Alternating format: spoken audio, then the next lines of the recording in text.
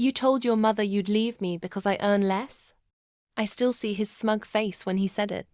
I can't live with a woman who makes less. He used that line like a sword, then used the divorce papers like a match. I signed them, not because I was weak, because I wanted him to walk into the one trap he never saw coming. You should know, I wasn't poor. I'd been playing poor on purpose.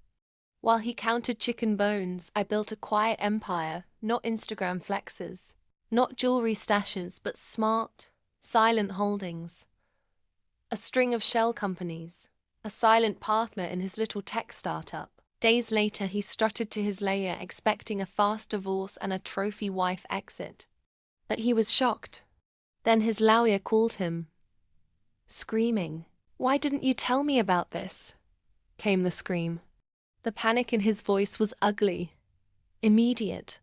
He ran to me like a man watching his castle collapse. What he didn't know. While he practiced contempt, I was buying his future. Discreetly. I started buying up the company's convertible notes. The small minority stakes late-night founders sold for cash. The sleeping shares held by an ex-CTO who'd been too hungover to notice my offer. I used his contempt against him.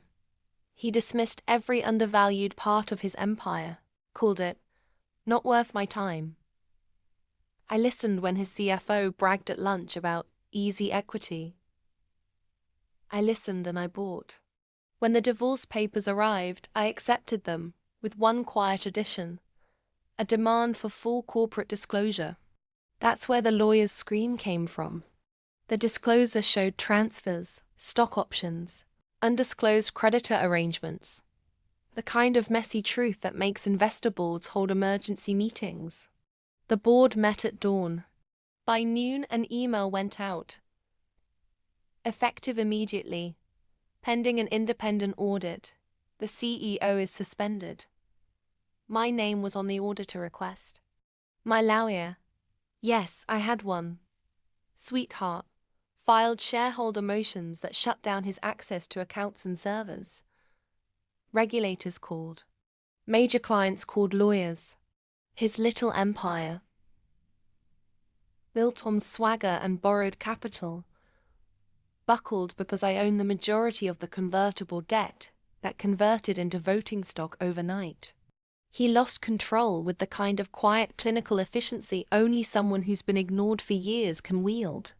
No violence, no shouting match. Just signatures, strategy, and the slow, delicious unspooling of a man who thought wealth was a yardstick and love was a cushion. But here's the twist.